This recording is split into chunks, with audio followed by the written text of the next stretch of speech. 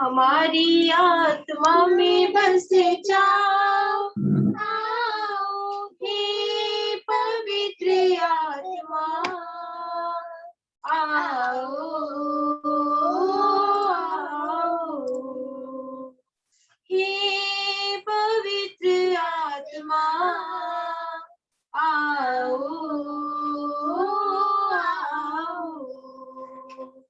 आओ तुम शान से स्वर्ग के सम्मान से, आओ तुम शान से स्वर्ग के सम्मान से, भर दो हमारे दिल अपने ही प्राण से, भर दो हमारे दिल अपने ही प्राण से, हे पवित्र आत्मा, आओ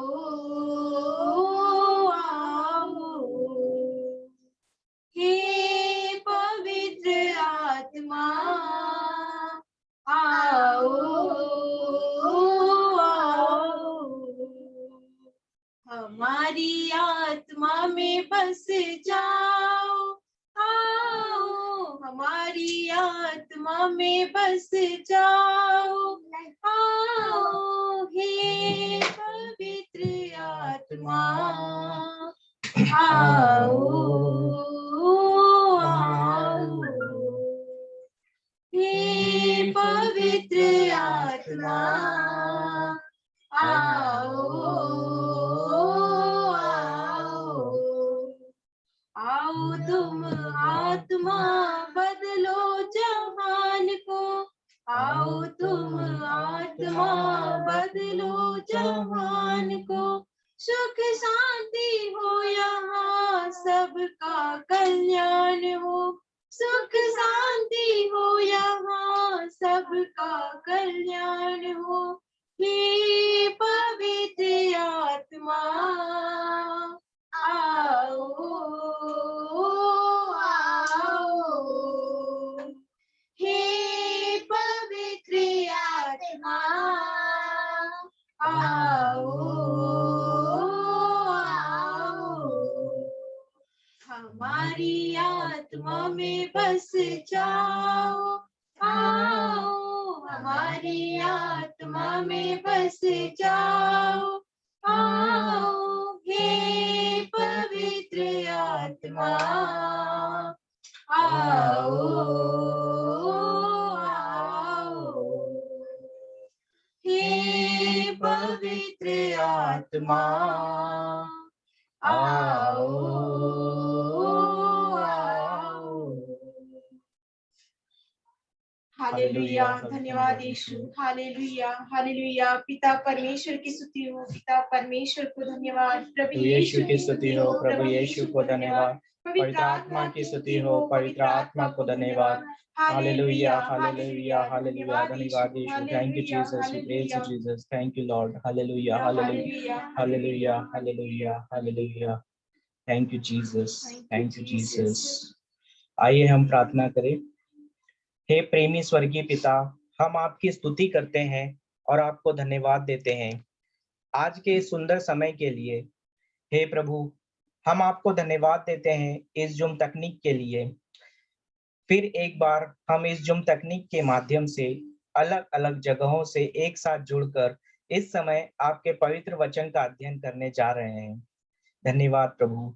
आज का विषय है जीवन और मृत्यु दोनों मनुष्य की जीवा के अधीन है, जो कि नीति वचन सुक्ति ग्रंथ अध्याय 18 वाक्य 21 में से लिया गया है।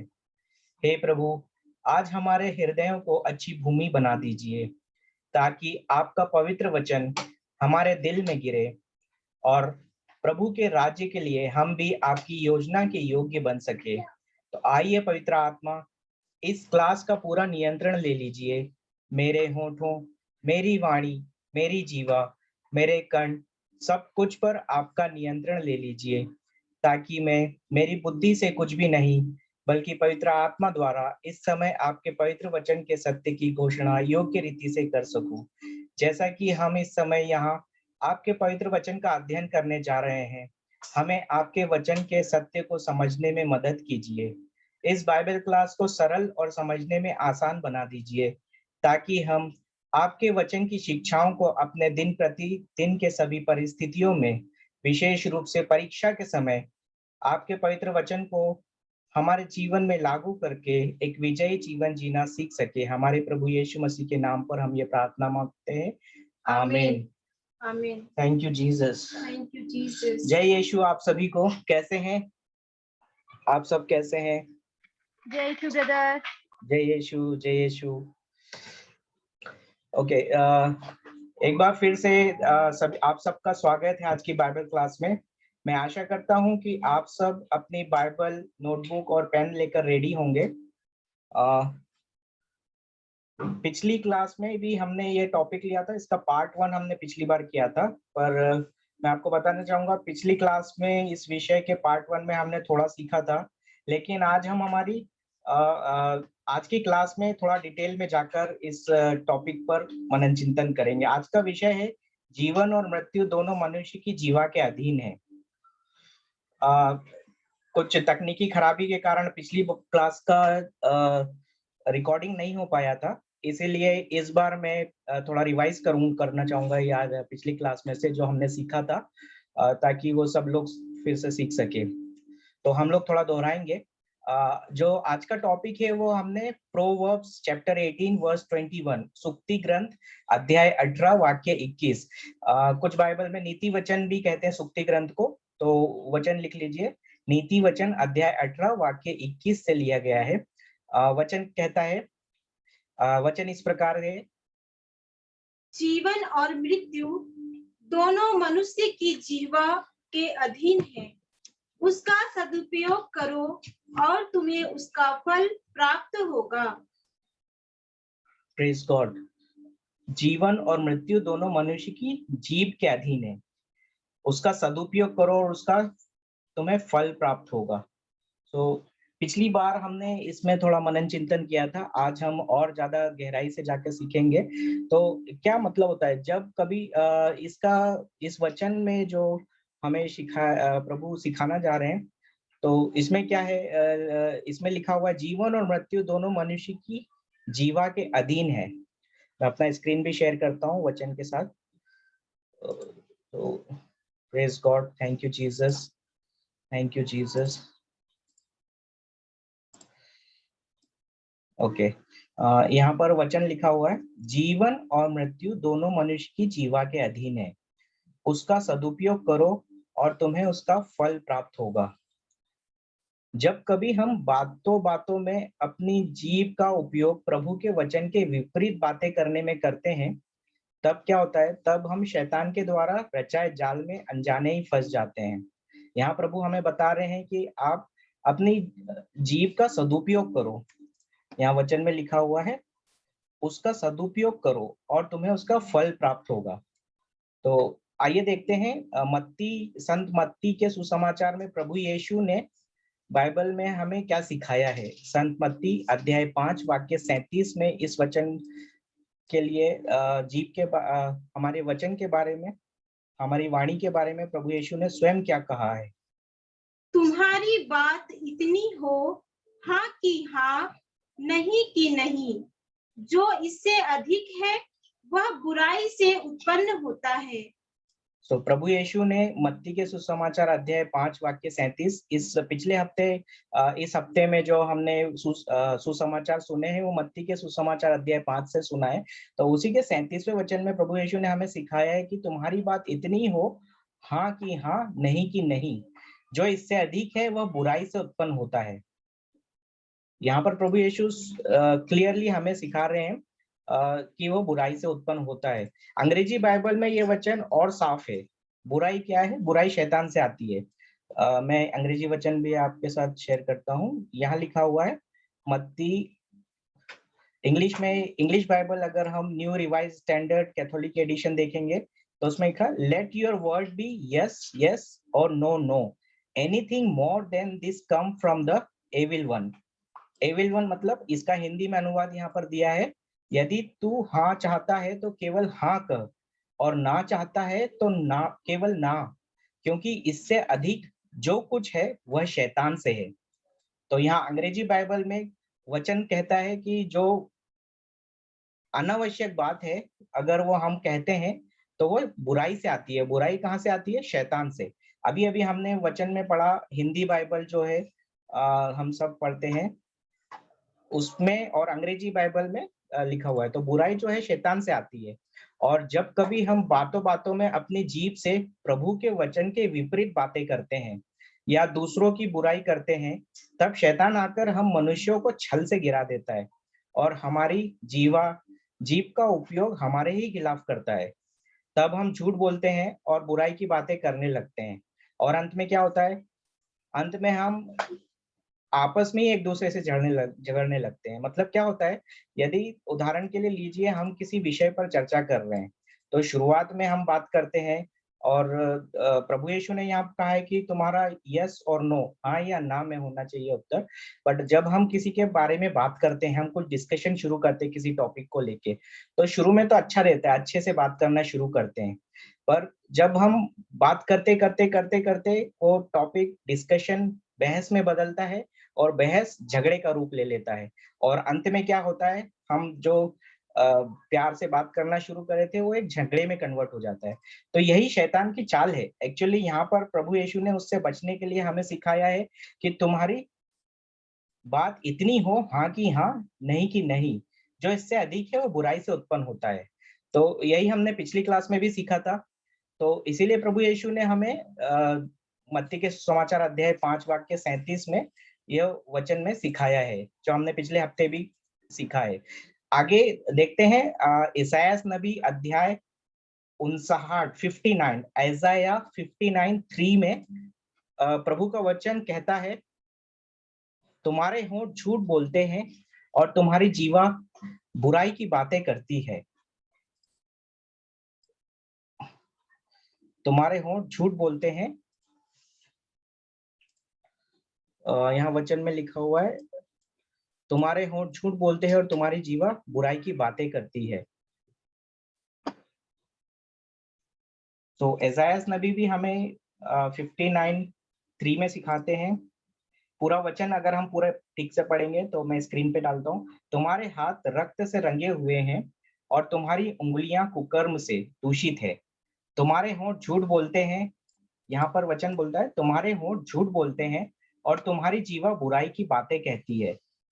तो यह भविष्यवाणी यशायाह नबी ने पहले पुराने व्यवस्थान में हम ये वचन पढ़ते हैं। तो इसमें वचन में प्रभु ने पहले ही यशायाह नबी के मुख से कहा है, तुम्हारे हाथ रक्त से रंगे हुए और तुम्हारी उंगलियां कुकर्म से दूषित है, तुम्हारे होंठ झूठ बोलते हैं, तुम्हारी जीवा बुराई की बातें करती है। तो आइए देखते हैं पवित्र बाइबल में संत याकूब ने मनुष्य की जीभ के बारे में क्या लिखा है।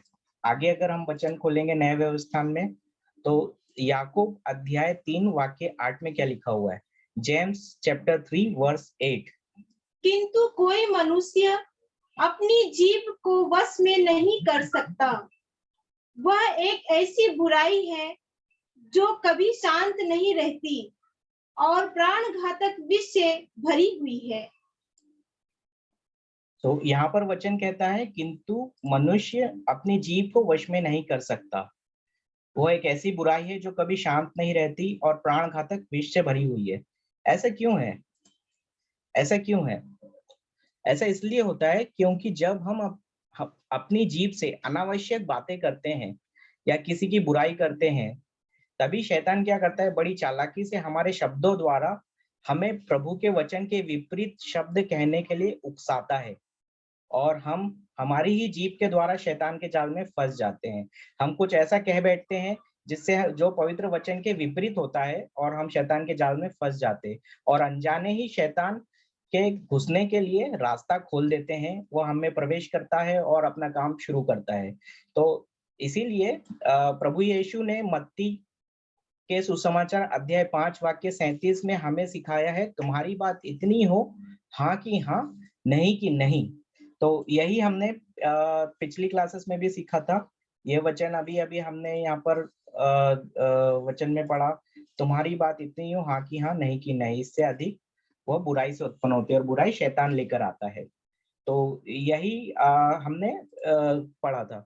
अच्छा, आगे हम प्रभु यीशु ने यूहन्ना के सुसमाचार अध्याय 10:10 में भी हमें बताया है, क्या बताया है?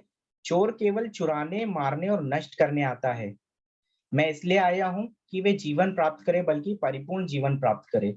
तो जब हम पवित्र प्रभु यीशु के वचन को ना जानते हैं, अनजाने ही हम क्या करते हैं, हम संसार के अनुसार अपना जीवन जीते हैं और जो संसार में घटित हो रहा है, आस पड़ोस में घटित हो रहा है, उस बातों में चर्चा करना शुरू करते हैं।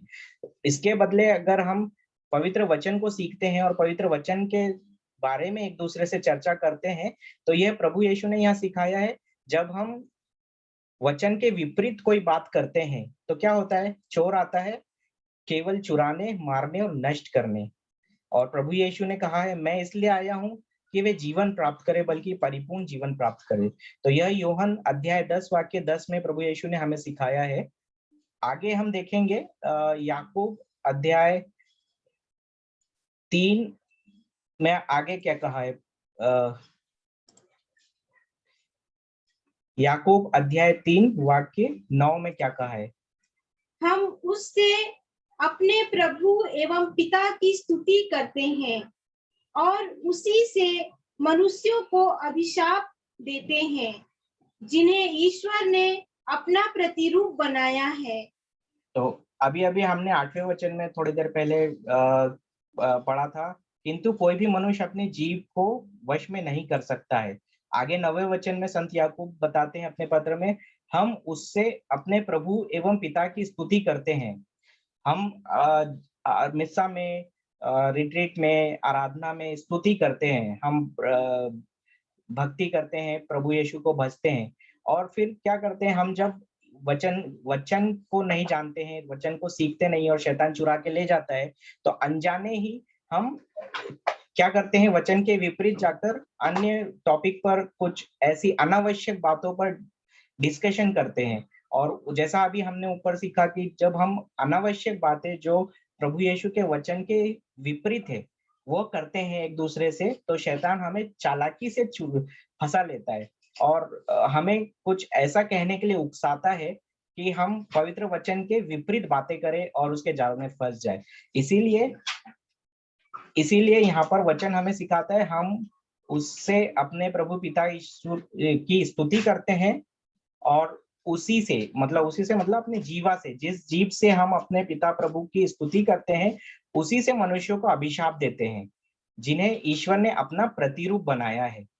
तो हम ये भूल जाते हैं कि पिता परमेश्वर ने हर एक मनुष्य को अपने ही हाथों से गढ़ा है। हम कैसे जानेंगे कि पिता परमेश्वर ने हम सबको बनाया है? ये हम उत्पत्ति ग्रंथ में पढ़ते हैं। उत्पत्ति ग्रंथ अध्याय 1 वाक्य 27 में लिखा हुआ है। वचन कहता है, ईश्वर ने मनुष्य को अपना प्रतिरूप बनाया, उसने उसे ईश्वर का प्रतिरूप बनाया, उसने नर और नारी के रूप में उसकी सृष्टि की। अभी हमने पढ़ा कि हम ये भूल जाते हैं कि हम मनुष्य से, जिस मनुष्य से बात कर रहे हैं, जिस मनुष्य से बहस कर रहे हैं, उसे श्राप दे रहे हैं। हम अपने जीवा से, यहाँ हमने 9वें वचन में पढ़ा था, हम अपनी जीभ से प्रभु पिता ईश्वर की स्तुति करते हैं और उसी से मनुष्यों को अभिशाप देते हैं, जिन्हें ईश्वर ने अपना प्रतिरूप बनाया है। तो हमने उत्पत्ति ग्रंथ में अभी भी पढ़ा कि परमेश्वर ने मनुष्य की रचना मिट्टी से की और ईश्वर ने मनुष्य को अपना प्रतिरूप बनाया, अपने समान बनाया। उसने उसे ईश्वर का प्रतिरूप बनाया, उसे नर और नारी के रूप में उनकी सृष्टि की।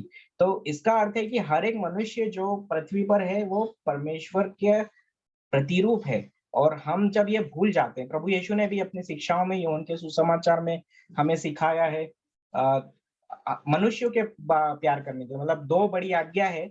जब यह शास्त्री और फरीसी मार्कुस अध्याय 12 और 29 से 31 में प्रभु की परीक्षा ले रहे थे, प्रभु से सवाल कर रहे थे, तब उन्होंने भी प्रभु यीशु से पूछा था कि गुरुवर सबसे बड़ी आज्ञा कौन सी है? तो प्रभु यीशु ने क्या कहा था?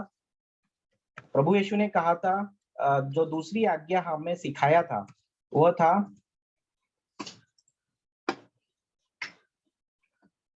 यहाँ पर हम स्क्रीन पर देखेंगे, सबसे महत्वपूर्ण आदेश यह है, हे इज़राइल सुन, केवल हमारा परमेश्वर एक ही मात्र प्रभु है।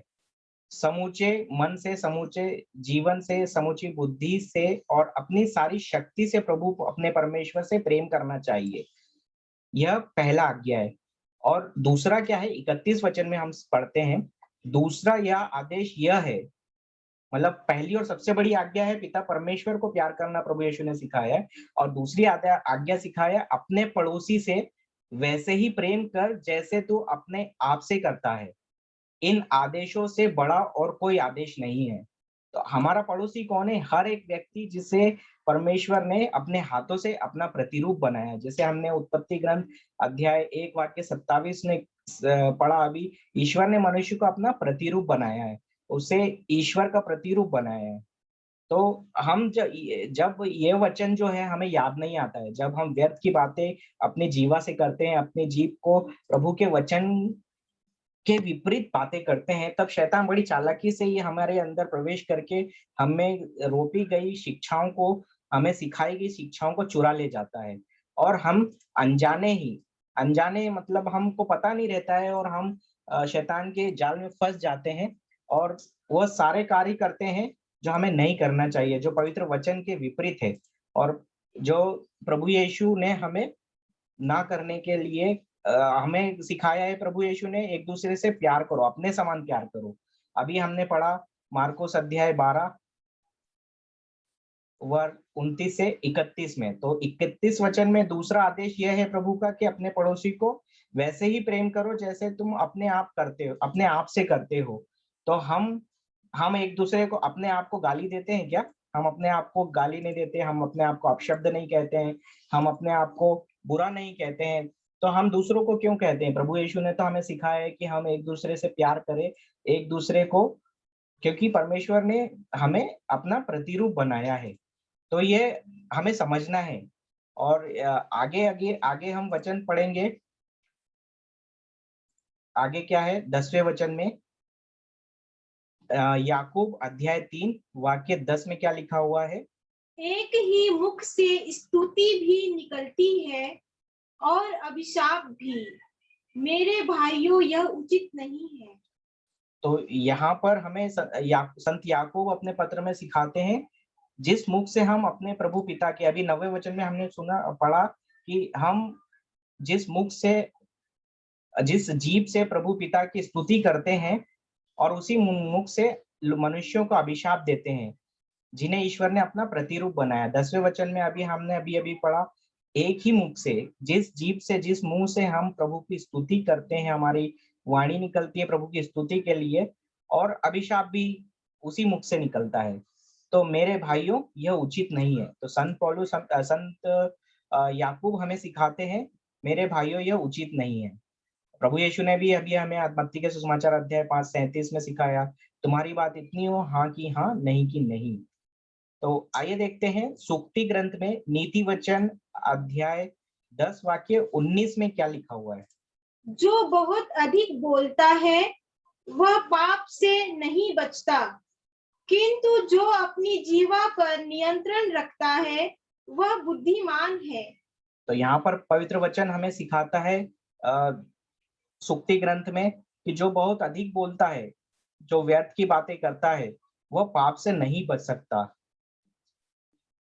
किंतु जो अपनी जीवा पर नियंत्रण रखता है वह बुद्धिमान है। जो अपनी जीभ पर नियंत्रण करता है वह बुद्धिमान है। यहाँ पवित्र वचन हमें सिखाता है कि हमें अपने जीभ पर नियंत्रण रखना चाहिए और अपनी जीभ से व्यर्थ की बातें नहीं करना चाहिए।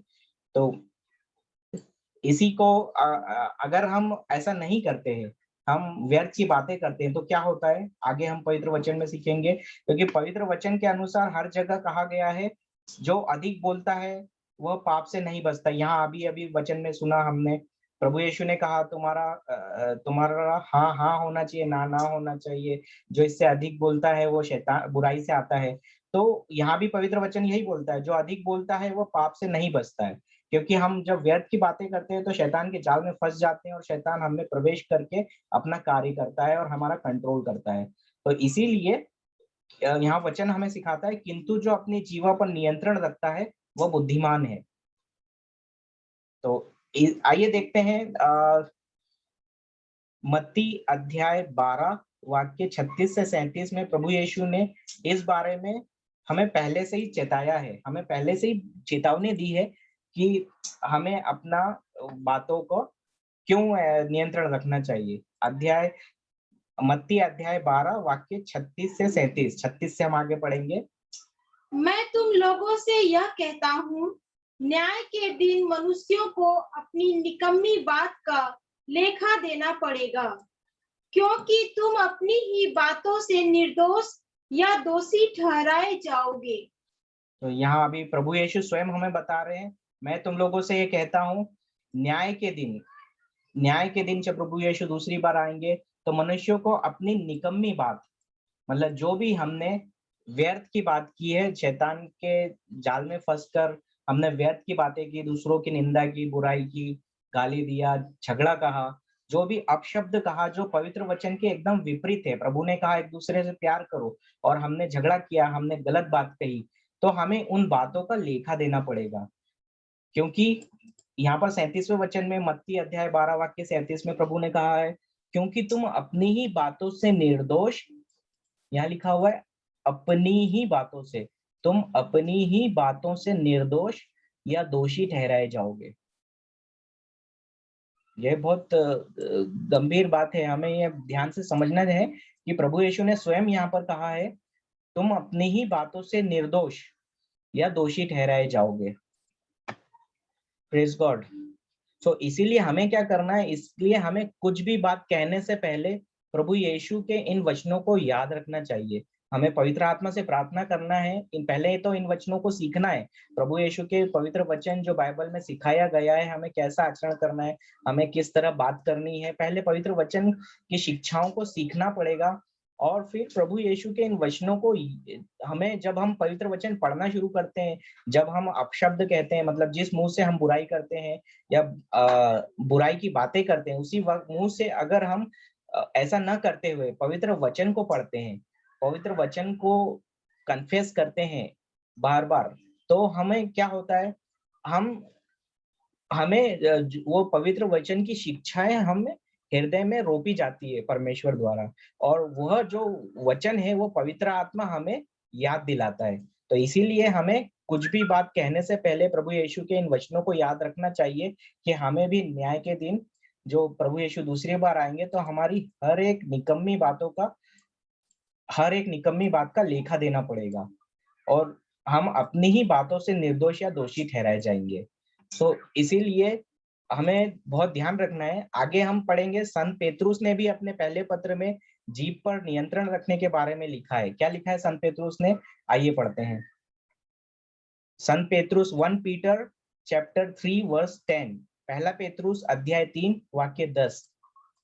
क्योंकि जो जीवन को प्यार करता है और सुख शांति देखना चाहता है, वह न तो अपनी जीभ को बुराई बोलने दे और न अपने होठों को कपटपूर्ण बातें। तो यहाँ पर में संत पेतरुस भी हमें अपने पत्र में सिखाते हैं, बाइबल हमें सिखाती है, क्योंकि जो जीवन को प्यार करता है, सुख शांति देखना चाहता है, वह क्या करे, वह न तो अपनी जीभ को बुराई बोलने दे।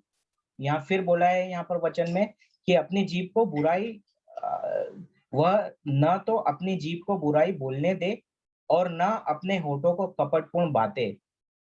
तो ये तभी हम कर पाएंगे जब हम पवित्र वचन को, प्रभु यीशु के वचनों को अपने मुंह से कन्फेस करेंगे और बुराई की बातें करना बंद करेंगे। जब हम एक दूसरे से व्यर्थ ही खाली समय में गप्पे मारते डिस्कशन करते हैं, डिस्कशन मतलब कुछ बात पे बात करना शुरू करते हैं और व्यर्थ की बातों को की तरफ खींचते हैं। पहले तो सुनने में अच्छा लगता है, दूसरों की बुराई करना अच्छा लगता है, शुरू में तो अच्छा लगता है, क्योंकि शैतान हमें प्रवेश कर चुका होता है और हमें वो अच्छा लगता है, और फिर वही जो बुराई हम दूसरों के लिए कर रहे हैं वो हमें आता है, क्योंकि प्रभु का वचन कहता है तुम जो बोओगे वही काटोगे। प्रभु ने वचन में कहा है, whatever you sow you will reap। कहाँ कहा है?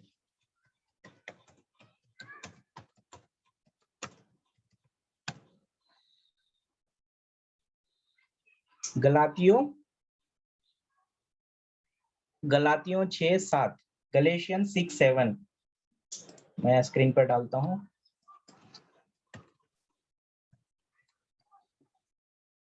गलातियों 6:7 में क्या कहा है प्रभु का वचन? यहाँ पर लिखा है, इंग्लिश बाइबल में बहुत अच्छे से ट्रांसलेशन दिया हुआ है। Do not be deceived, God is not mocked, for you reap whatever you sow. मतलब हम अपने आप को मत छलो, परमेश्वर को कोई बुद्धू नहीं बना सकता है, क्योंकि मनुष्य जो बोएगा वैसा ही काटेगा। तो यदि हम दूसरों की बुराई करेंगे तो हमारे लिए भी बुराई ही आएगी, शैतान बुराई लेकर ही आएगा। तो यह हमें बहुत अच्छे से समझने की जरूरत है। तो प्रभु का वचन इसीलिए हमें कहता है, तुम्हारी हाँ में हाँ हो, ना में ना हो। प्रभु यीशु ने स्वयं सिखाया है कि हमें हाँ और ना में ही उत्तर देना चाहिए। अभी अभी हमने पढ़ा, let your word be yes yes और no no, anything more than this come from the evil one. मतलब जो कुछ भी हाँ, यदि तू हाँ चाहता है तो केवल हाँ कर, और न चाहता है तो केवल ना, क्योंकि इससे अधिक जो कुछ है वह शैतान से है। तो इसीलिए हमें बहुत ध्यान रखना है कि जब हम बात करते हैं, कुछ कहते हैं, तो हमें अपने होठों पर, अपने वाणी पर नियंत्रण रखना है। क्योंकि पवित्र वचन में अभी अभी हमने पढ़ा कि वह न तो हमने अभी अभी पढ़ा हमारी हाँ या ना होनी चाहिए। आगे पेतरुस ने भी वही बताया है। स्त्रोत आगे आगे आगे हम पढ़ेंगे अगला वचन, स्त्रोत ग्रंथ में भी प्रभु का वचन कहता है, स्त्रोत 34 वाक्य 13 से 14, सैम 34 वर्स 13 to 14, 13वें वचन से हम पढ़ेंगे। स्त्रोत ग्रंथ अध्याय 34 वाक्य 13। तुम में कौन भरपूर जीवन, लंबी आयु और सुख शांति चाहता है, तो तुम न अपनी जीभ की बुराई बोलने दो और न अपने होठों को कपटपूर्ण बातें। तो यहाँ स्त्रोत ग्रंथ में भी प्रभु का वचन हमें सिखाता है, तुम में से कौन भरपूर जीवन, लंबी आयु और सुख शांति चाहता है। हम सब चाहते हैं ना कि हमारा जीवन लंबा हो, हमारे जीवन में परेशानी ना हो, हम भरपूर जीवन जिए, लंबी आयु जिए, सुख शांति चाहे, हम सब चाहते हैं। तो उसके लिए हमें क्या करना पड़ेगा? यहाँ पर पवित्र वचन हमें सिखाता है, तो तुम अपनी जीभ की बुराई बोलने तो तुम न अपनी जीभ की बुराई बोलने दो और न अपने होठों को कपटपूर्ण बातें। या हिंदी बाइबल में थोड़ा सा ट्रांसलेशन है, पर ठीक से उतना ज्यादा क्लियर नहीं है, तो मैं इंग्लिश में भी डालता हूँ। सैम स्त्रोत 34 वाक्य 13 से 14। तो स्त्रोत में क्या लिखा हुआ है इंग्लिश में? Keep your tongue from evil and your keep your tongue from evil and your lips from speaking deceit. Depart from evil and do good. Seek peace and pursue it. मतलब यहाँ अगर हिंदी ट्रांसलेशन में देखेंगे तो वचन संहिता अध्याय 34 वाक्य 13-14 में क्या लिखा हुआ है? तो उस व्यक्ति को बुरा नहीं बोलना चाहिए, उस व्यक्ति को झूठ नहीं बोलना चाहिए, बुरे काम मत करो, नेक काम करते रहो, शांति के कार्य करो, शांति के प्रयासों में जुटे रहो, तब उसे पालोगे। तो यहाँ हमने भजन संहिता में भी पढ़ा, हमें बुरा नहीं बोलना चाहिए। तो जो व्यक्ति, आई थिंक ये 12 से है, इंग्लिश बाइबल में वो 12 से 13 में दिया गया है। हाँ, यहाँ पर लिखा हुआ है 12वें वचन में, यदि कोई व्यक्ति जीवन से प्रेम करता है और अच्छा और दीर्घायु जीवन चाहता है, तो उस व्यक्ति को बुरा नहीं बोलना चाहिए, उस व्यक्ति को झूठ नहीं बोलना चाहिए। तो प्रभु का वचन यहाँ पर हमें क्लियर बताता है कि हमें अच्छा चाहिए तो हमें अच्छा बोलना पड़ेगा, अच्छा कार्य करना पड़ेगा। हमारे वचन पहले जो होता है हमारे शब्दों से ही शुरुआत होती है। तो उस व्यक्ति को बुरा नहीं बोलना चाहिए, उस व्यक्ति को झूठ नहीं बोलना चाहिए। यह पवित्र वचन हमें सिखाता है, पवित्र बाइबल हमें सिखाती है। आइए देखते हैं इफिसियों अध्याय 4 वाक्य 29 में क्या लिखा हुआ है। आपके मुख से कोई अश्लील बात नहीं, बल्कि ऐसे शब्द निकले जो अवसर के अनुरूप दूसरों के निर्माण तथा कल्याण में सहायक हो। तो इफिसियों के नाम संत पौलुस के पत्र अध्याय 4 वाक्य 29 में संत पौलुस हमें सिखाते हैं, अपने पवित्र बाइबल हमें सिखाती है, आपके मुख से कोई अश्लील बात नहीं बल्कि ऐसे शब्द निकले जो अवसर के अनुरूप दूसरों के निर्माण तथा कल्याण में सहायक हो। तो हमें जो है यहाँ पर में हमें कैसे शब्द कहने चाहिए, बल्कि ऐसे शब्द निकले जो अवसर के अनुरूप दूसरों के निर्माण मतलब प्रभु यीशु ने जो सिखाया दूसरों को प्यार करो, मतलब दूसरों के प्रति अच्छे, दूसरों के निर्माण तथा कल्याण में सहायक हो, ऐसा प्रभु का वचन सिखाता है हमें। इफिसियों के नाम 4:29 अध्याय 4 वाक्य 29 में अभी अभी हमने पढ़ा, आपके मुख से कोई बुरी बात नहीं, अश्लील बात नहीं, बल्कि ऐसे शब्द निकले जो अवसर के अनुरूप दूसरों के निर्माण तथा कल्याण में सहायक हो। तो प्रभु का वचन कहता है कि तुम अपने मुंह से दूसरों के लिए अच्छा बोलो, अच्छा उसके जीवन में कुछ ब्लेसिंग मिले, ऐसे वचन कहो। ऐसा अभी प्रभु का वचन हमें यहाँ सिखाता है। इसका अर्थ यही है, जो अवसर के अनुरूप दूसरों के निर्माण मतलब दूसरों का कुछ फायदा हो, उसमें दूसरों को बनने में मदद करे, ब्लेस हो तथा कल्याण में सहायक हो। तो हमें अपने मुख से ऐसे वचन निकालने चाहिए, ना कि अभी जो हमने ऊपर कहा देखा कि बुराई जो शैतान के द्वारा आती है वह नहीं निकालने के अलावा विपरीत प्रभु का वचन कहता है हमें अपने मुख से निर्माण के तथा कल्याण के सहायक होने वाले शब्द कहने चाहिए। तो यह हमें पवित्र बाइबल सिखाती है। आइए देखते हैं याकूब अध्याय 1 वाक्य 19 से 22 में पवित्र वचन आगे हमें क्या सिखाता है। प्रिय भाइयों, आप यह अच्छी तरह समझ लें, प्रत्येक व्यक्ति सुनने के लिए तत्पर रहे, किंतु बोलने और क्रोध में देर करे। यहाँ पर पवित्र वचन कहता है 19 वचन में, याकूब जेम्स चैप्टर 1 वर्स 19 में हमें प्रभु का वचन सिखाता है, प्रिय भाइयों। यहाँ पर भाइयों लिखा हुआ है तो इसका मतलब यह नहीं कि बहनें नहीं है, बहनों के लिए भी एप्लीकेबल है। प्रिय भाइयों, आप यह अच्छी तरह समझ ले, प्रत्येक व्यक्ति सुनने के लिए तत्पर रहे, किंतु बोलने, यहाँ पर वचन कहता है बोलने और क्रोध में देर करे। हम क्या करते हैं, हम इसके विपरीत एक्शन करते हैं। जैसे हम मनुष्य हैं, हम में ये कमी है, क्योंकि हम क्या करते हैं, जब हम किसी से डिस्कस कर रहे हैं, किसी ने हमारे विरोध में कुछ वचन कहा, तो हम उसे तुरंत रिप्लाई में आंसर देते थे, इमीडिएटली। ये कुछ बोला तो ले बदले में तुरंत मैंने भी बोल दिया।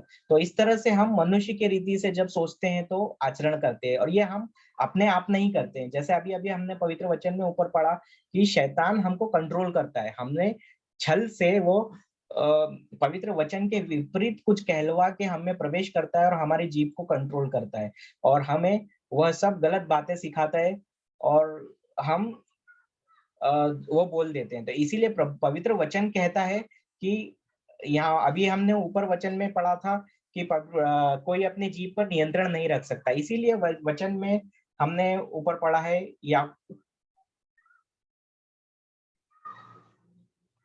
अभी अभी हमने थोड़ा ऊपर वचन में पढ़ा था, याकूब के ही पत्र में अध्याय 3 वाक्य 8 में, किंतु कोई मनुष्य अपनी जीभ को वश में नहीं कर सकता, वह एक ऐसी बुराई है जो कभी शांत नहीं रहती और प्राण घातक विष से भरी हुई है।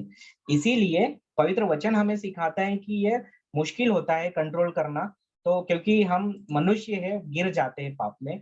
तो इसीलिए हमें क्या करना चाहिए, जब भी कोई हमारे विपरीत आए, तो यहाँ पर पवित्र वचन सिखाता है, प्रिय भाइयों, आप ये अच्छी तरह समझ ले, प्रत्येक व्यक्ति सुनने के लिए तत्पर रहे, हमें सुनना है, किंतु बोलने और क्रोध में देर करे, तुरंत एक्शन नहीं लेना है। हमें अपने वचन, किसी ने मेरे विपरीत कुछ बोला है, अगर आपको कोई कुछ बोलता है तो पवित्र वचन बोलता है, सिखाता है हमें कि प्रत्येक व्यक्ति सुनने के लिए तत्पर रहे। ठीक है, अभी कुछ बोल रहा है तो सुन लो, किंतु बोलने और क्रोध में देर करे। ये करना मुश्किल है, बट जब हम पवित्र वचन सीखते हैं तो पवित्र आत्मा हमें तैयार करता है, हमें विनम्र बनाता है, और हम तुरंत किसी के शब्दों पर एक्शन नहीं लेते हैं।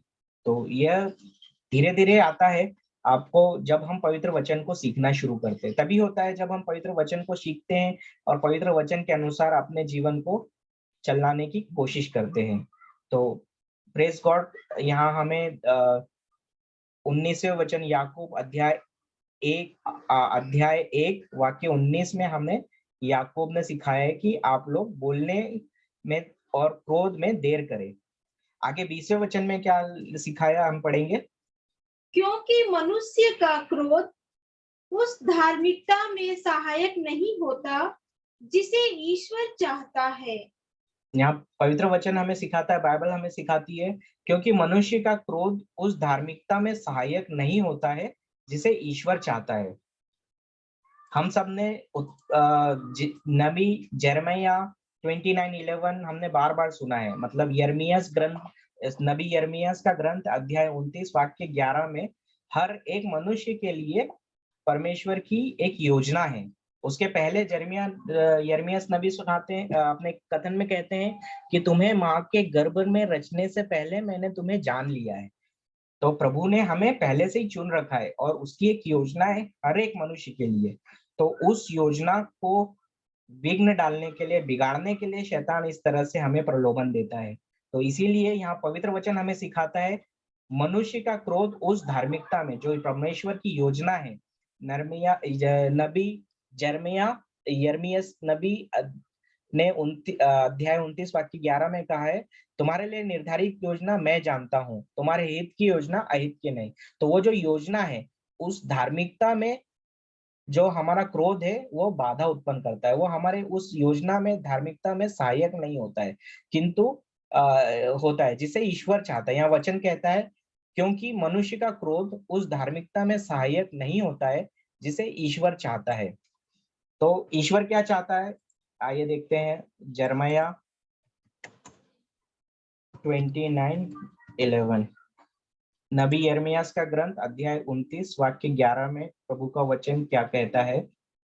इंग्लिश में ऐसा है, for surely I know the plans I have for you say the Lord, plans for your welfare and not for harm, to give you future with hope.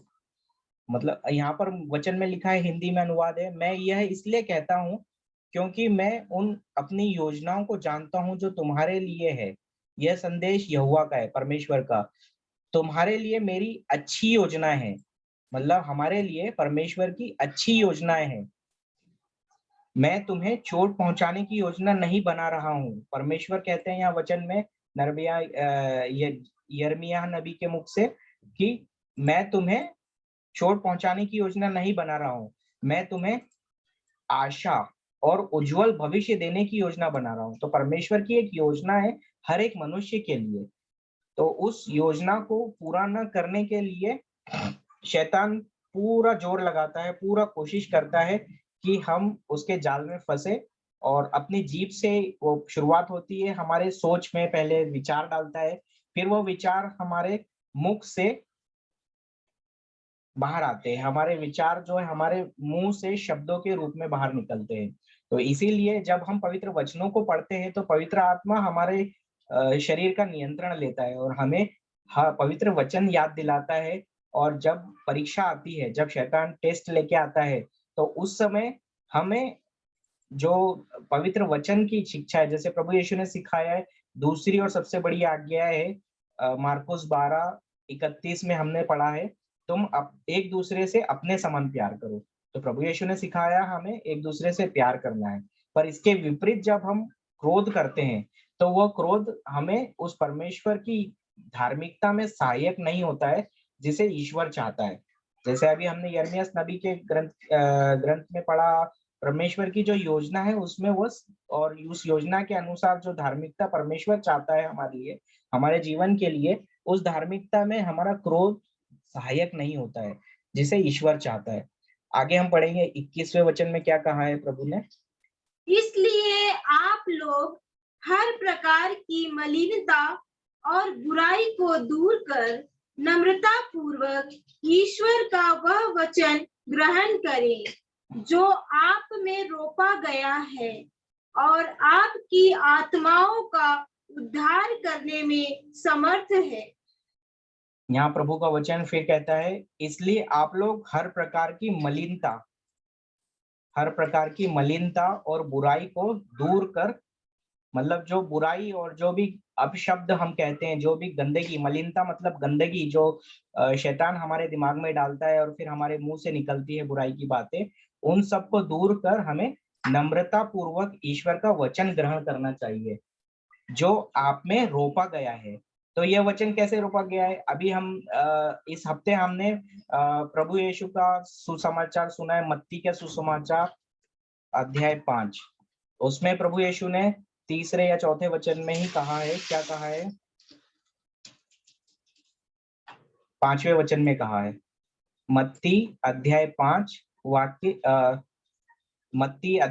वाक्य 5 में, धन्य है वे जो नम्र है क्योंकि यह पृथ्वी उन्हीं की है। तो जब हम इस वचन में, जैसे अभी अभी हमने पढ़ा, प्रभु यीशु ने यहाँ स्वयं कहा है, धन्य है वे जो नम्र है। इंग्लिश में वही वर्ड है, blessed are the meek for they will inherit the earth. तो हम पृथ्वी पर परमेश्वर ने हमें यहाँ पर मैं, धन्य है जो नम्र है क्योंकि पृथ्वी उन्हीं की है। तो पृथ्वी पर हमें अच्छा जीवन जीने के लिए परमेश्वर ने भेजा है। तो उसी को ही पवित्र वचनों में अभी हमने पढ़ा, हमें क्या करना है। याकूब हमें सिखाते अपने पत्र में, याकूब अध्याय 1, जेम्स चैप्टर 1 वर्स 21 में क्या लिखा हुआ है? नम्रता पूर्वक ईश्वर का वचन ग्रहण करे। तो हमें क्या करना है? हमें यहाँ 21वें वचन में शुरुआत में क्या लिखा हुआ है? इसलिए आप लोग हर प्रकार की मलिनता और बुराई को दूर कर नम्रता पूर्वक ईश्वर का वचन ग्रहण करें। पवित्र वचन जो हम सुनते हैं, जो पवित्र वचन का हम अध्ययन करते हैं, उसे हमें नम्र बनकर ग्रहण करना है। जब हम ऐसा करते हैं तो ईश्वर का वो वचन जो आप में रोपा गया है, आपकी आत्मा का उद्धार करने में समर्थ है। तो वही जो वचन है वो रोपा गया है। तो अभी अभी हमने गलातियों के नाम संत पौलुस के पत्र में पढ़ा, क्या पढ़ा था? गैलेशियंस 6:7 में, Do not be deceived, God is not mocked, for you reap whatever you sow। मतलब अपने आप को छल मत करो, अपने आप को छलो मत। परमेश्वर को कोई बुद्धू नहीं बना सकता है, क्योंकि जो जैसा बोएगा वैसा ही काटेगा। यहाँ पर में क्या लिखा है? गलातियों के नाम संत पौलुस के पत्र अध्याय 6 वाक्य 7 में, क्योंकि जो जैसा बोएगा वैसा ही काटेगा। तो इसीलिए हमें पवित्र वचन सिखाता है कि हमें जो पवित्र वचन रोपा गया, हमें नम्रता पूर्वक ईश्वर का वचन ग्रहण करना है। और आप में जो रोपा गया है, तो पवित्र वचन जो है वो हमारे हृदय में रोपा जाता है। तो जो वचन अगर हमारे हृदय में रोपा जाएगा तो हम वचन के अनुसार प्रेम की बात करेंगे, वचन के अनुसार अपना जीवन में आचरण करेंगे और सब एक दूसरे से प्यार करेंगे और आत्मा का जो हमारे आत्मा के उद्धार में समर्थ है।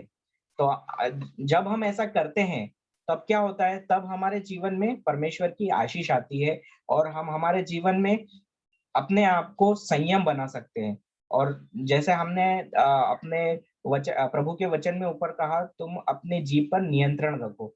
तो जब हम ऐसा करते हैं तब हम अपनी आप पर नियंत्रण करते हैं। आगे आगे हम वचन पढ़ेंगे, याकूब अध्याय 1 वाक्य 22 में क्या लिखा हुआ है? आप लोग अपने को धोखा नहीं दे, वचन के श्रोता नहीं बल्कि उसके पालनकर्ता भी बने। यहाँ पर प्रभु का वचन कहता है, याकूब अध्याय 1 वाक्य 22, जेम्स चैप्टर 1 वर्स 22 में, आप लोग अपने को धोखा नहीं दे। तो हमें अपने आप को धोखा नहीं देना है, वचन के श्रोता नहीं बल्कि पालनकर्ता भी बने। तो हम क्या करते हैं? हम हर दिन मिस्सा सुनते हैं, वचन सुनते हैं, पर हमको सुबह का वचन शाम को याद नहीं आता है। यदि हमने पूछ लिया कि आज क्या पाठ था, आज क्या है, कभी डिस्कशन होता है तो वो याद नहीं आता है। पर क्या होता है हमारे साथ नॉर्मली, हम मनुष्य है, अगर हमें क्या देखने को मिलता है, बहुत बार होता है ना, जैसे अभी हम कुछ किसी से बात कर रहे हैं, किसी से झगड़ा हो गया, कोई बात से आपको चोट लग गया है, तो वो 10 साल पुरानी कही हुई बात हमको तुरंत याद आ जाती है जब वो व्यक्ति हमारी आंख के सामने आता है। बट ये जो वचन हमने सुबह सुबह पवित्र मिस्सा बलिदान में सुना है, अगर हम वो शाम को याद करने जाते हैं तो हमें याद नहीं आता है। ऐसा क्यों होता है? क्योंकि हम अपनी जब जीभ को पवित्र वचन को कन्फेस करने के बजाय दूसरों की बुराई करने में या बुरे शब्द कहने में यूज करते हैं, तब शैतान हमारे अंदर प्रवेश करके उस वचन को चुरा लेता है, और वचन की शिक्षा को हम ना सीखते हुए हम उसका पालन नहीं करते, हम उसे तोड़ देते हैं। प्रभु के वचनों के विपरीत हम वह सब कार्य करते हैं जो हमें नहीं करना चाहिए, और प्रभु की आज्ञाओं को तोड़वा देता है शैतान और हमें पाप में गिरा देता है।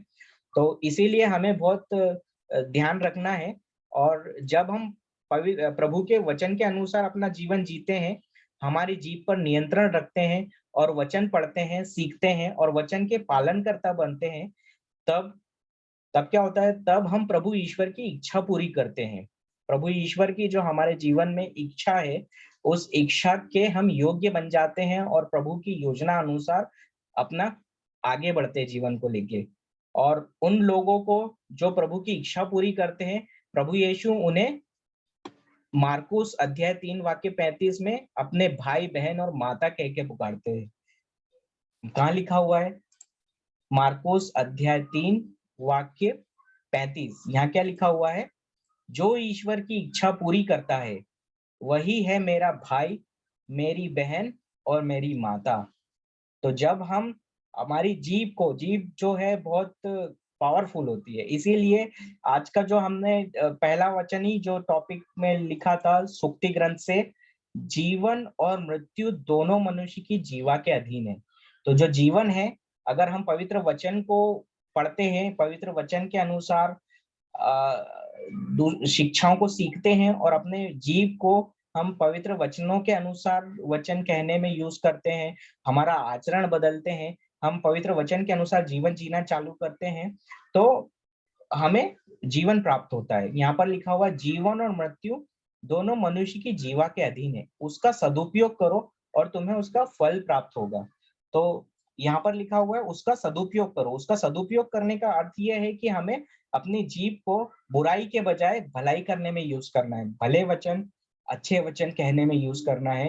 प्रभु के वचन जो है वो सब अच्छे वचन है, हम सब जानते हैं। हम पवित्र वचन को पवित्र बाइबल में से पवित्र कह के पुकारते हैं, क्योंकि वो पवित्र आत्मा की प्रेरणा द्वारा लिखा गया है। तो बाइबल में हर एक जो वचन है, हर एक बिंदु है, वो पवित्र है। तो जब हम उन पवित्र वचनों को अपने जीभ से पढ़ते हैं और उसकी शिक्षाओं को सीखते हैं, तो हमारे हृदय में अच्छा बीज रोपता है। मतलब पवित्र बीज होता है, वो इनकरप्टेबल सीड है, वो कभी ना नष्ट होने वाला वो वचन है, जो हम फल लाएगा ही लाएगा 100%। तो इसीलिए यहाँ पर सुक्ति ग्रंथ में हमें प्रभु का वचन कहता है जीवन और मृत्यु दोनों मनुष्य की जीवा के अधीन है, उसका सदुपयोग करो और तुम्हें उसका फल प्राप्त होगा। तो यदि हम पवित्र वचन के अनुसार अपने आचरण, अपने वचनों को, अपने शब्दों को कहेंगे, तो हमें जीवन प्राप्त होगा। और जब हम ऐसा करते हैं तो क्या होता है? यहाँ पर हमने मार्कुस अध्याय 3 वाक्य ये 35 से वचन पढ़ा अभी। तो ये वचन कैसा है? प्रभु यीशु मार्कुस के सुसमाचार में अगर हम पूरा पढ़ते हैं तो इसमें क्या होता है? मार्कुस के सुसमाचार में अध्याय 3 वाक्य 31 से हम पढ़ेंगे। जब यीशु अपने शिष्यों के साथ लोगों को शिक्षा दे रहे थे, तब उनके माता, मतलब यहाँ पर 31 से हम पढ़ेंगे, उस समय ईसा की माता और भाई आए, उन्होंने घर के बाहर से उन्हें बुला भेजा। आगे 32वें वचन में, लोग ईसा के चारों ओर बैठे हुए थे, उन्होंने उनसे कहा, देखिए आपकी माता और आपके भाई बहनें बाहर है, वे आपको खोज रहे हैं। तब ईसा ने क्या कहा? प्रभु यीशु ने स्वयं क्या कहा? ईसा ने उत्तर दिया, कौन है मेरी माता, कौन है मेरे भाई? आगे 34वें वचन में अगर हम पढ़ेंगे तो, उन्होंने अपने चारों ओर बैठे हुए लोगों पर दृष्टि दौड़ाई और कहा, ये है मेरी माता और मेरे भाई। तो उनके जो प्रभु यीशु ने आगे कहा, जो ईश्वर की इच्छा पूरी करता है वही है मेरा भाई, मेरी बहन और मेरी माता। तो यहाँ प्रभु यीशु स्वयं अपने मुंह से बोल रहे हैं, यहाँ हमें सिखा रहे हैं इस पवित्र वचन में कि जो व्यक्ति प्रभु के वचन को ग्रहण करता है, अपनी जीभ से, अपने मुख से ग्रहण करता है, स्वीकार करता है और उस वचन के अनुसार आचरण करता है, अपने सारे कार्य करता है, तो वह परमेश्वर की इच्छा पूरी करता है। और जो परमेश्वर की इच्छा पूरी करता है उसे प्रभु यीशु स्वयं कहते हैं, वही है मेरा भाई, मेरी बहन और मेरी माता। और और प्रभु यीशु तो दुनिया के क्रिएटर है। प्रभु यीशु के एक बार हम भाई बहन या रिश्तेदार बन गए तो शैतान की हिम्मत नहीं है कि वो आके हमारा कुछ बिगाड़ सके। सो इसलिए भाई और बहनों, हमें आज ये जो वचन है, अब आज जो हमने आज का जो टॉपिक ही लिया है, आज का जो सुक्ति ग्रंथ में वचन पढ़ा है, जीवन और मृत्यु, मतलब यदि हम प्रभु यीशु की, परमेश्वर की इच्छाओं के अनुसार जीवन बिताते हैं, पवित्र वचन पढ़ते हैं और अपने मुंह से पवित्र वचन को कन्फेस करते हैं, दूसरों को भी ऐसा करने के लिए सिखाते हैं, तो हम प्रभु ईश्वर की इच्छा पूरी करते हैं और प्रभु यीशु हमें अपना रिश्तेदार कहते हैं, अपना भाई बहन माता कह के संबोधित करते हैं, जैसा अभी अभी हमने वचन में पढ़ा। तो यहाँ पर जो ईश्वर की इच्छा पूरी करता है वही मेरा भाई, मेरी बहन, मेरी माता है। और इसके विपरीत यदि हम जो व्यर्थ की बातें कहते हैं, अपनी जीभ से दूसरों की बुराई करते हैं, प्रभु के वचनों के विपरीत बातें करते हैं, तो शैतान आके हम में प्रवेश कर जाता है और वो बार बार छल से हमें गिराते जाता है। हमसे, हमारे मुख पे, हमारी जीभ पे हमारा कंट्रोल नहीं रहता है और हम मृत्यु की बातें करने लगते हैं। यहाँ इसीलिए वचन हमें सिखाता है, जीवन और मृत्यु दोनों मनुष्य की जीवा के अधीन है, उसका सदुपयोग करो और तुम्हें उसका फल प्राप्त होगा। तो प्यारे भाई और बहनों, आज हमें इस बात को समझने की जरूरत है और हमें अपने आप को, अंतःकरण को देखना है, अपने आप के दैनिक जीवन में हम क्या करते हैं, इस पे बहुत गहराई से जोर देने की जरूरत है। क्योंकि हमें गलातियों के नाम अध्याय, संत पौलुस के पत्र अध्याय 6 वाक्य 7 में हमने लिखा, हम ईश्वर को धोखा नहीं दे सकते, छल नहीं कर सकते, परमेश्वर को कोई बुद्धू नहीं बना सकता, परमेश्वर सब देखता है, सब कुछ देखता है। क्योंकि जो जैसा बोएगा वैसा ही काटेगा, जो बीज हम बोएंगे वही हमारे को फल मिलेगा। तो अगर हम प्रेम बोएंगे तो हमें प्रेम मिलेगा, यदि हम दूसरों के प्रति अच्छाई बोएंगे तो हमें अच्छाई मिलेगी, यदि हम दूसरों के प्रति बुराई बोएंगे तो हमें भी बुराई ही मिलेगी। तो इसीलिए आज ये बहुत जरूरी है कि हम अपने वचनों को, अपने शब्दों को कहाँ यूज कर रहे हैं, अपनी जीभ को क्या कहने में यूज कर रहे हैं, उस पर ध्यान देने की जरूरत है। तो इसीलिए प्रभु का वचन हमें सिखाता है, जीवन और मृत्यु दोनों मनुष्य की जीवा के अधीन है।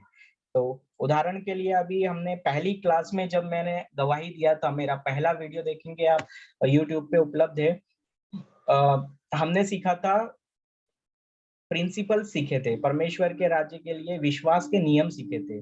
तो उस विश्वास के नियम में भी यह वचन हमने सीखा था, जीवन और मृत्यु दोनों मनुष्य की जीवा के अधीन है।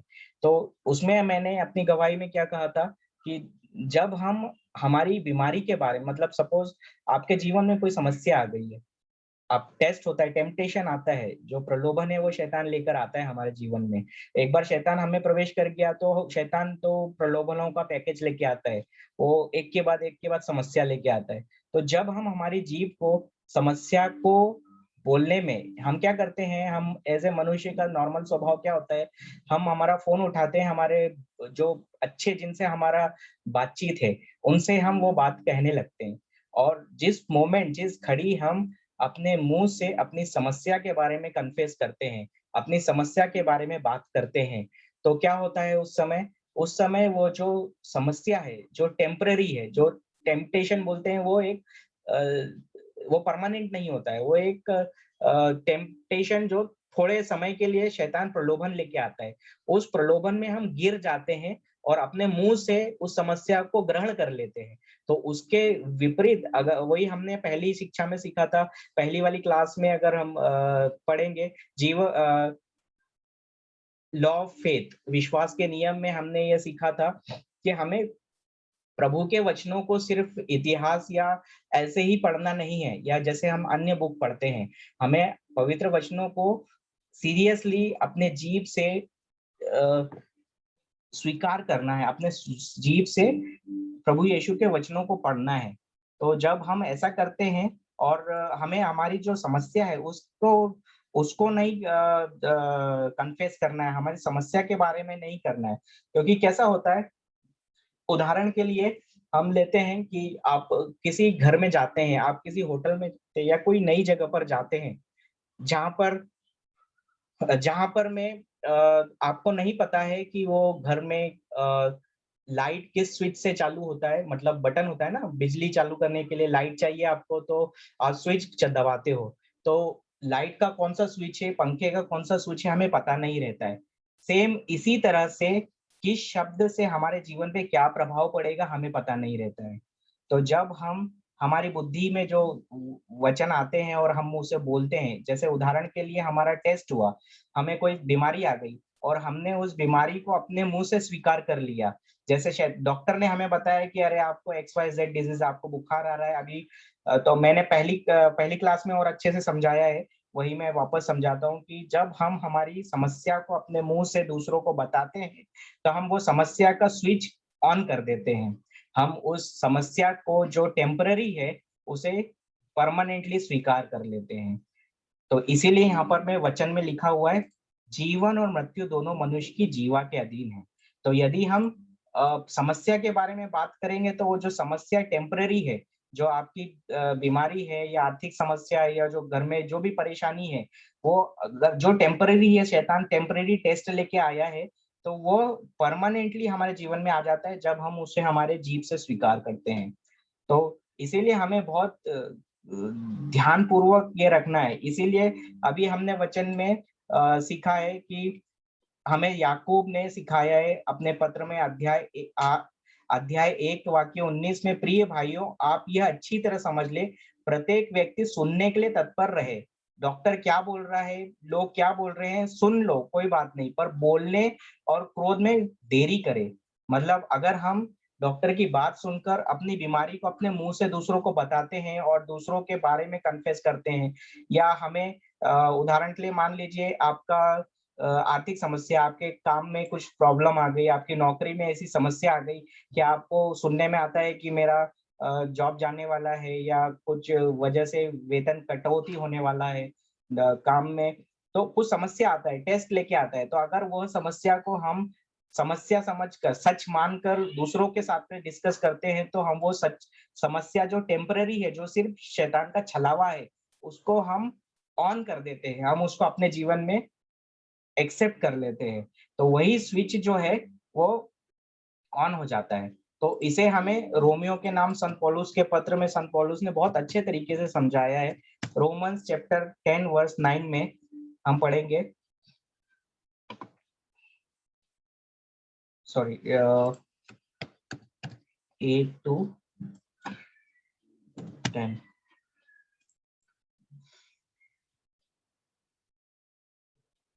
हाँ, या 8वें वचन में क्या लिखा है, रोमन्स चैप्टर 10 वर्स 8-10 में क्या लिखा हुआ है, 8वें वचन में लिखा है इंग्लिश में, but what does it say, the word is near you, on your lips and in your heart, this is the word of faith that we proclaim. इसका अर्थ क्या है, हिंदी में अनुवाद है, शास्त्र यह कहता है वचन तेरे पास है, तेरे होठों पर है और तेरे मन में है, यानी विश्वास का वह वचन जिसका हम प्रचार करते हैं। शब्दों का ख्याल कीजिए, विश्वास का वह वचन।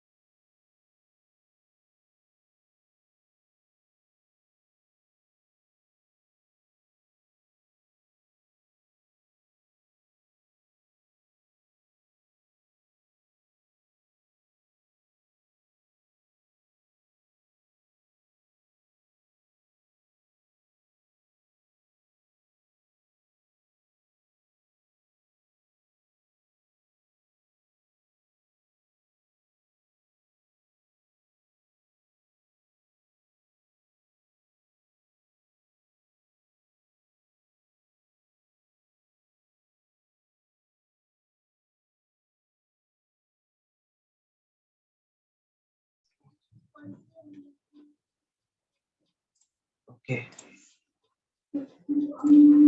हाँ, Yohan 10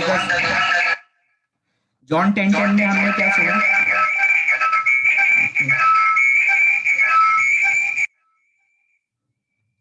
okay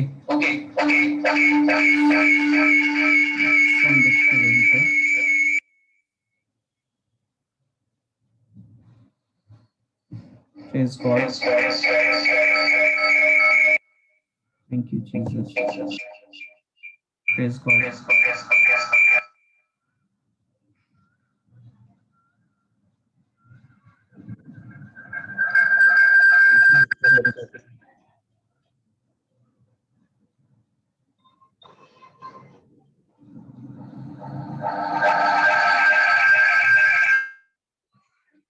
Yes, hello.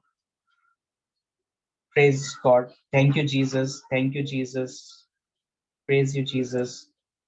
Hallelujah. Thank you, Jesus.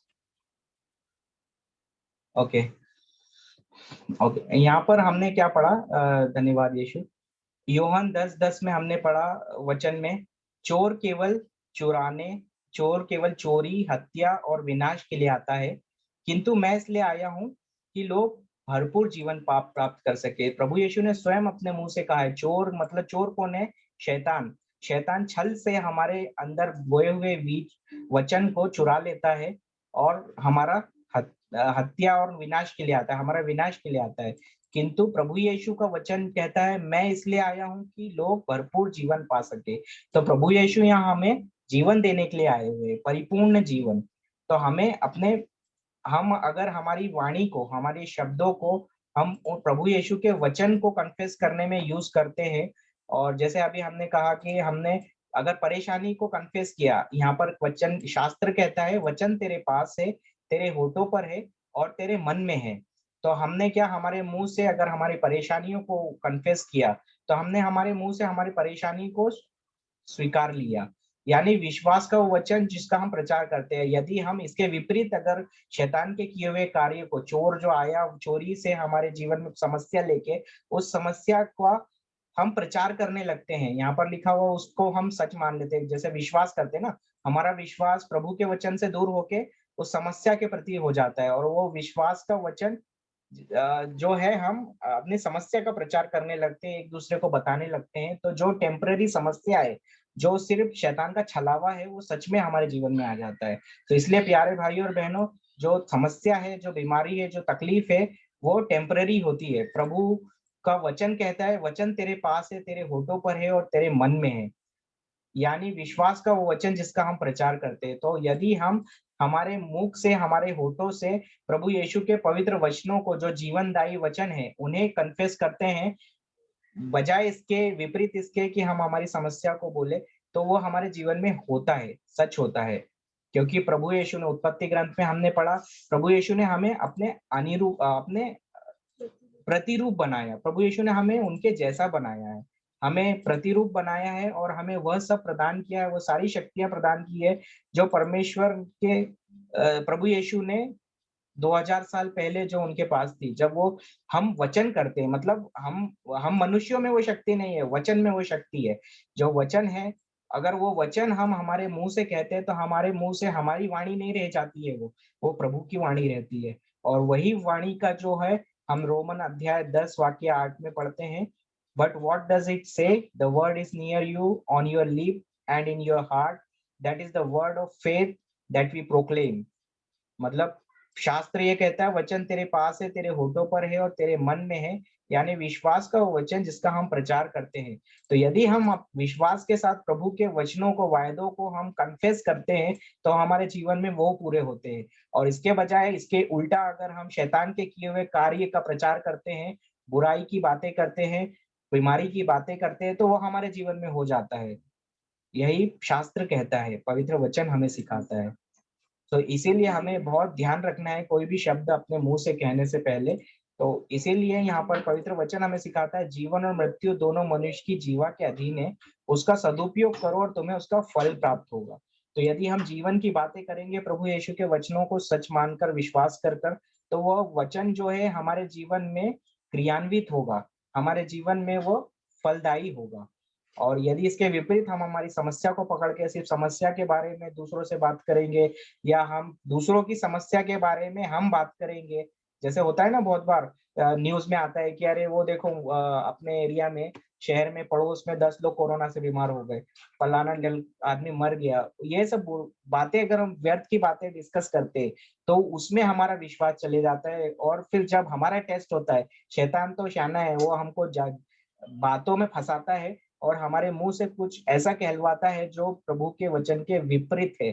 तो हमें पहले ये जानना है कि प्रभु का वचन क्या कहता है, और उसके बाद फिर हम ये जान सकते हैं कि हम जीवन की ओर वो वचन ले जाएगा या मृत्यु की ओर लेके जाएगा। तो इसीलिए प्रभु का वचन कहता है जीवन और मृत्यु दोनों मनुष्य की जीवा के अधीन है, उसका सदुपयोग करो और तुम्हें उसका फल प्राप्त होगा। तो प्यारे भाई और बहनों, आज हमें ये समझकर अपने जीवन में प्रभु यीशु के जीवन को स्वीकारना है। सो प्रेज गॉड। सो आइए हम क्लोजिंग प्रेयर करेंगे।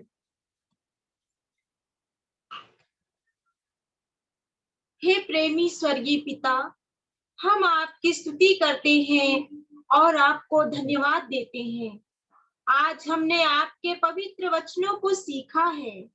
हे प्रभु, हमें हमारे दैनिक जीवन में आपके वचन की शिक्षाओं को याद रखने में मदद कीजिए और हमें हमारी जीव पर नियंत्रण रखने की कृपा प्रदान कीजिए, ताकि हम वचन के श्रोता नहीं बल्कि वचन के पालनकर्ता बने और प्रभु यीशु में एक होकर सच्ची दाखलता के साथ जुड़कर रहकर इस जीवन की यात्रा में शैतान के सभी प्रलोभनों का सामना कर सके और आपकी कृपा के योग्य बन जाए। यह प्रार्थना हम करते हैं हमारे प्रभु यीशु मसीह के नाम पर। आमीन आमीन आमीन आमीन। Praise God, praise God. Thank you Jesus, thank you Jesus, thank you Jesus. जय यीशु सभी को, जय यीशु, जय यीशु, जय यीशु। Praise God. सबको जय यीशु, जय यीशु भैया। जय यीशु।